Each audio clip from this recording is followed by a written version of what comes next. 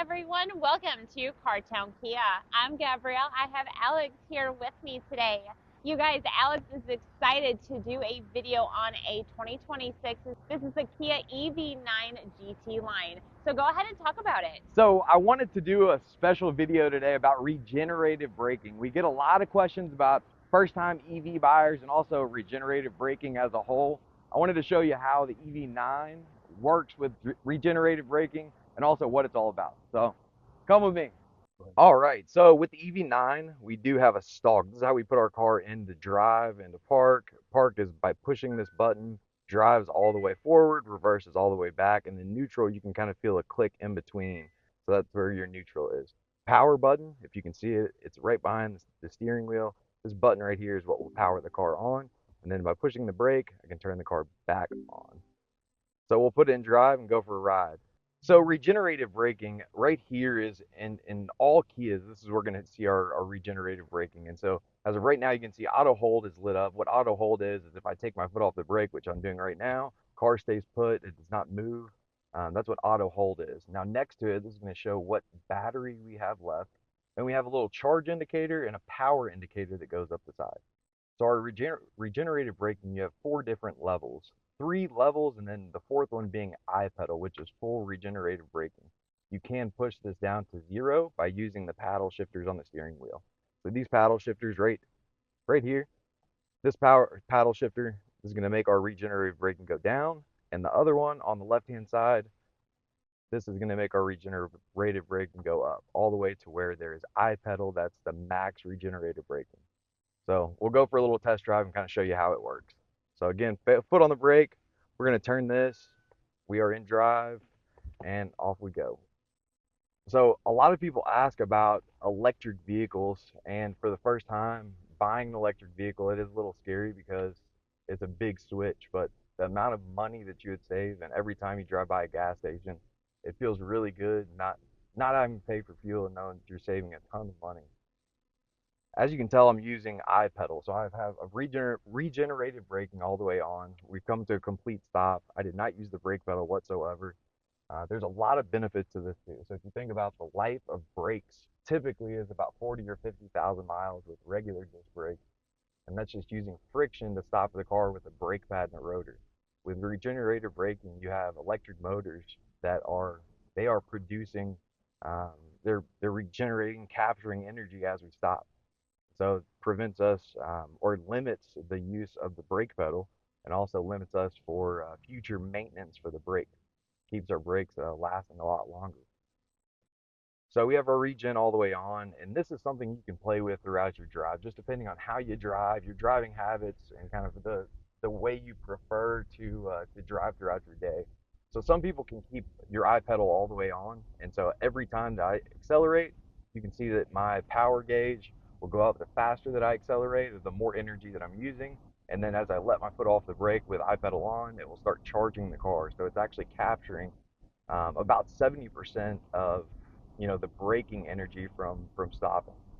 So your battery will actually go up. You'll see the percentage will actually increase if you're going at a high rate of speed and you come to a complete stop using a I pedal. Another thing that I want to mention is there is automatic regenerative braking too on Kias. And so again, using these paddles, I have my left paddle, which is going to go up, and I have my right pedal that's going to go down. It's going to allow us to coast. If I hold down on my right paddle, you see auto pops up. There also is different levels of auto. So there's a vehicle in front of us. I'm not, braking. I'm not using the brake whatsoever, but the vehicle is telling me that there's a car in front of me, and it is slowing itself down based upon the distance between me and the vehicle in front of us. And so you can use your regen. You can use your auto regen just to see what's in front of you, and the car will react accordingly. If you're one of those people that does not like regenerative braking and you still want to use the features of regenerative braking without actually having the pedal on, you can keep it in zero, in mode zero, just so it's driving like a normal car. So you can use the brakes if you'd like to. You can apply them whenever you'd like. But also your left paddle on all Kias, on all EV Kias, your left paddle actually works as a brake. So when we come to the next stoplight, I'm going to use it just to brake the car. Again, we're in zero, so we're completely coasting right now. When I take my foot off of the gas pedal, we do not come to a stop. The car continues to go, which we're going uphill. It's going to decelerate, but if we're on a downhill slope, the car will continue to speed up and up and up and up. So we're coming up to a stoplight here in a couple hundred yards, and I will use my left paddle to slow the vehicle down. Our EV screen too, this will show you a little bit about the way our EV system works and our ecosystem, our charging network. So shows us the next stop if we wanted to charge, where it would be at. So here's the stoplight. I'm going to use my left brake paddle so I can hold this down and let off of it, as needed. Hold it down completely. I'm going to come to a complete stop, and this is with no brake at all. This is me just holding the regenerative brake. Once you get the feel for it, you can kind of gauge where your car's at and completely stop.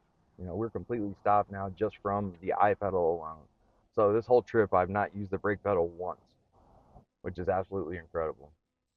So on our menu here, and I got to this at the home screen, we have our EV button here. So I go into EV, there's a lot of analytics that you can look at too. So how much energy are you using on the audio, the speakers, the drive itself? By pushing this button right here, you can kind of see where is the energy going. What am I using energy on? Where is it going? So, one being the biggest, the drivetrain. Unless you're sitting in park and idling somewhere, which is something you could definitely do in an EV. That's where 93% of what we are using this vehicle for the last 34 minutes has gone is to the drivetrain. We have electronics, we have climate, battery care as well. If it's really cold, this thing has a heat pump. It will get warmer to prep the battery for a charge or prep it for a drive. So that way you don't lose a bunch of range in the winter like most EVs. And again, we're coasting right now. We're on 0. I haven't hit the gas pedal whatsoever. We're just coasting. And even better, if you wanted to use the automatic mode, you can still do that by using, keeping the auto on by holding this left button. And then we can actually set our cruise control with our highway driving assist 2, which is this feature right here. I can set the distance between me and the car in front of me, and it's going to use the regenerative braking to slow down and speed up the car.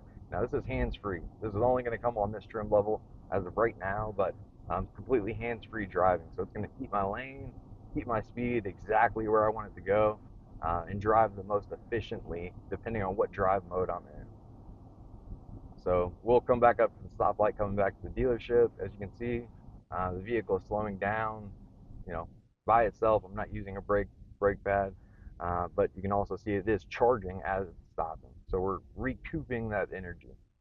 One thing that's really cool too, you can see our drivetrain. So this is where we've used 92% of our electric use, but we're at 0 kilowatts right now, and the reason being is our regenerative braking. So our regenerative braking has put us back to that point, as you see, as we keep driving. Now we're showing, we're using energy, but it will actually go negative as it starts charging. So when I let my foot off the brake, or let my foot off the gas rather,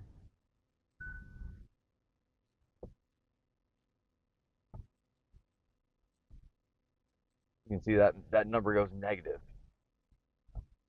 One other thing that I will tell you about EV, so your window sticker on every EV, it shows a MPGe.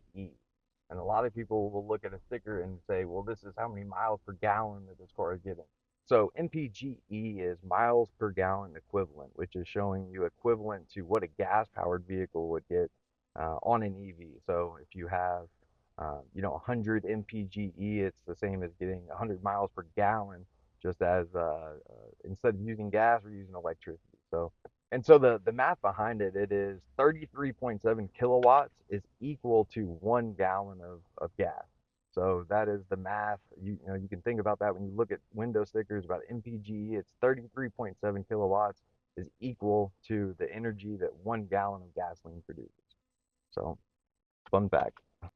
All right, Alex, thank you so much for going over all of that awesome information. Now, if you guys have any questions or would like to stop in, feel free to let us know. The starting MSRP on this vehicle is $75,265, and hopefully we'll see you all soon. Bye.